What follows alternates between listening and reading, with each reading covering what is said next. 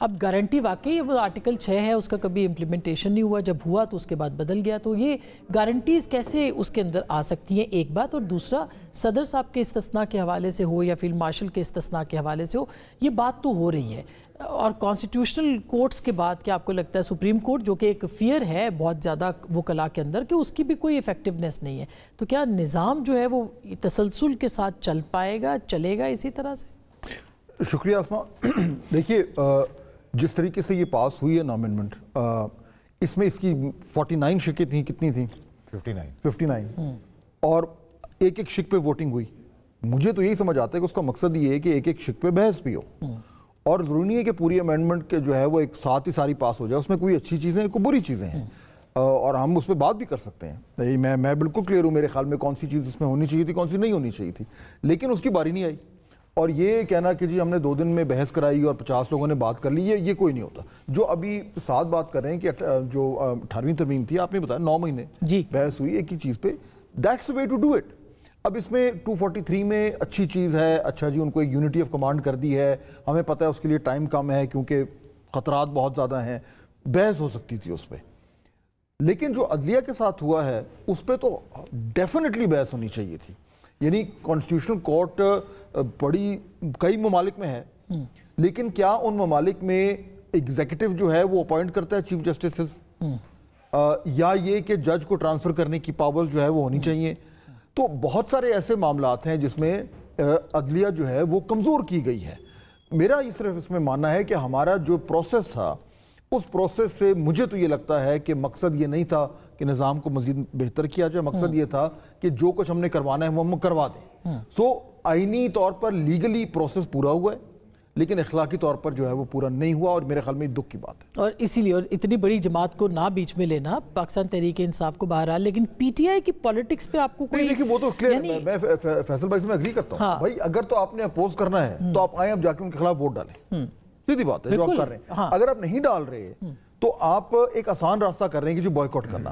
پاکستان تحریک انصاف نے اپنی سیاست کو بہت زیادہ استحکام نہیں پہنچائی۔ 80 ممبرز کے ساتھ آپ کیا کچھ نہیں کر سکتے، ہم نے تو 17 ممبرز کے ساتھ پالیٹکس دیکھی ہے۔ ان کی جماعت میں جو کنفیوژن ہے وہ تو ہے ہی ہے، لیکن میرے خیال میں اس ٹائم اگر آپ میرے سے پوچھیں اصل چیز پاکستان تحریک انصاف کی غلط سیاسی فیصلے نہیں ہیں، وہ تو بڑے عرصے سے ہو رہے ہیں۔ اصل چیز ہے کہ اس نظام یہ جو امینڈمنٹ پاس ہو رہی ہے اس کے ذریعے جو ہمارا نظام ہے اس میں کون سی کمزوریاں ہونے جا رہی ہیں، ان پہ بات ہی نہیں ہوئی، اور اب وہ قانون اس پہ بھی ہم نے بات کرنی ہے۔ سر پہلے 243 استثناء کیوں ضروری تھا فیلڈ مارشل کے لیے کہ وہ استثناء لیتے؟ اتنی عزت انہوں نے کمائی ہے، وہ کما رہے ہیں، اتنی بڑی جنگ جیتی ہے، یہ ایک سوال ہے جو کہ کامن پوچھا جا رہا ہے، اور صدر صاحب کو استثناء، تو یہ 2 چیزیں جس پہ میں چاہوں گی کہ آپ بتائیں، اور کمانڈ پہ بعد میں آتے ہیں۔ جی دیکھیں میرے خیال میں اس کے پیچھے جو سوچ ہے وہ بنیادی طور پہ یہ ہے کہ دیکھیں جو پارلیمانی جمہوری نظام بھی ہوتا ہے اس میں تمام تر فیصلوں کا جو ذمہ دار جس کو سمجھا جاتا ہے، اور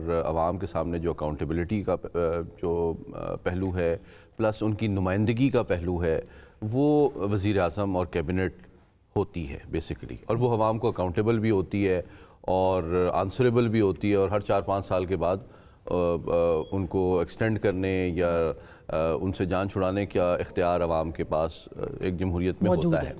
لیکن میں یہ سمجھتا ہوں کہ جو صدر اور ریاستی ادارے ہیں ان کے حوالے سے تھوڑی سی سوچ مختلف ہے، اور وہ اگر پاکستان کے آئین کا آپ ارتقا بھی پڑھیں تو اس میں یہ فرق آپ کو نظر آتا ہے کہ ریاست کا جو سربراہ ہے وہ ہیڈ آف اسٹیٹ تو صدر ہے، اور اسی طرح جو ریاستی ادارے ہیں وہ بنیادی طور پہ تو ایگزیکٹو فنکشن ہی، اگر میں پولیٹیکل سائنس کی لاجک سے آپ سے بات کروں تو بنیادی طور پہ ریاست کے سارے ادارے ایگزیکٹو ہی ہیں نا، ملٹری ایگزیکٹو ہے یا سول ایگزیکٹو ہے، تو وہ تو اس پولیٹیکل ویل جس کو پرائم منسٹر اور کیبنٹ مینیفیسٹ ریپریزنٹ اور آئیڈیلائز کرتا ہے اس کا ایگزیکیوٹنگ آرم ہے، تو ان کو اگر آپ اکاؤنٹیبل ٹھہرا رہے ہیں اس لیے کہ ان کو حکم دیا گیا ہے یا ان کو اجازت دی گئی ہے، تو میں سمجھتا ہوں کہ یہ وہ اسپرٹ ہے جس میں ڈسٹنگوش کیا گیا ہے کہ ریاست تو عوام کے نمائندوں کو جواب دہ ہوتی ہے۔ پاکستان میں اوبیسلی جو سول ملٹری ریلیشنز کی تاریخ ہے وہ ایک میں صرف یہ جاننا چاہ رہی ہوں کہ فیلڈ مارشل کا جو عہدہ ہے ظاہر ہے وہ تو ایک اعزاز ہے، عہدہ تو نہیں ہے، نہیں فیلڈ مارشل عہدہ نہیں ہے، اور وہ اعزاز ہے، اور اس اعزاز کی پروٹیکشن کے لیے یہ جو کانسٹیٹیوشنل کلاز ہے، میں یہ بتانا چاہ رہا ہوں کہ دیکھیں اس میں جس طرح آسان الفاظ میں جو فیلڈ مارشل صاحب ہیں وہ ایک 5 اسٹار ملٹری آفسر ہے. تو اسی طرح جو ایڈمرل آف دی فلیٹ ہے وہ بھی 5 اسٹار ملٹری آفسر ہے.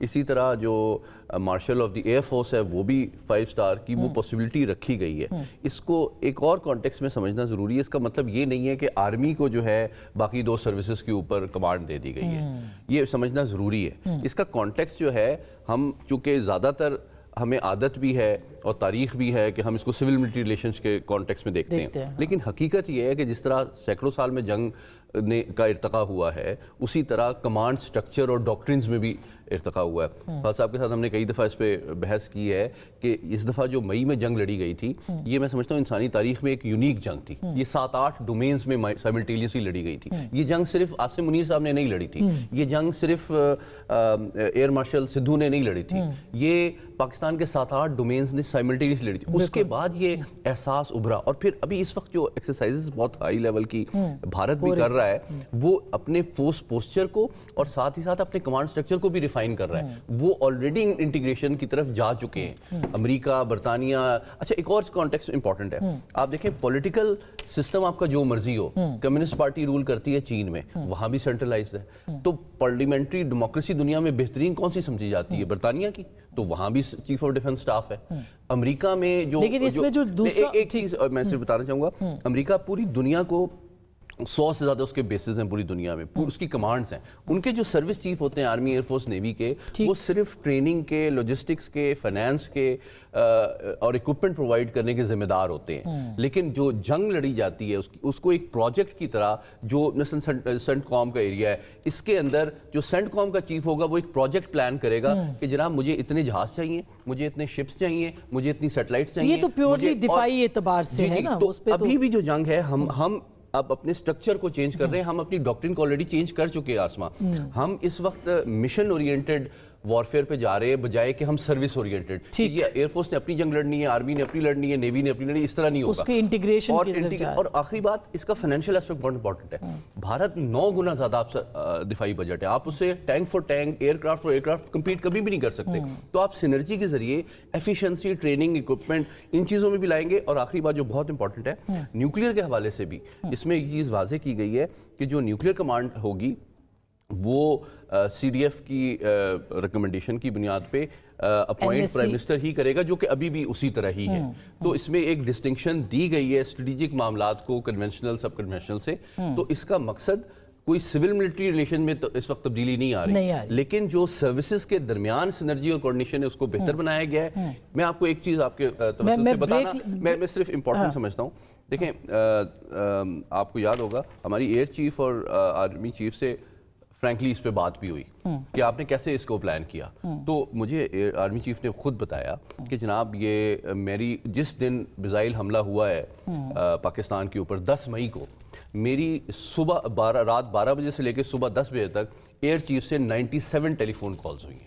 تو میں نے ان کو لائٹ نوٹ پہ کہا کہ مطلب آپ ساتھ ہی بیٹھ کے پلاننگ کر لیا کریں, آپ 97 کالز کیوں کر رہے ہیں. تو میں سیریس نوٹ سمجھتا ہوں کہ یہ احساس ابھرا ہے کہ ہمیں پلاننگ کوارڈینیشن اکٹھی کرنی چاہیے. ایگزیکیوشن جو ہے پھر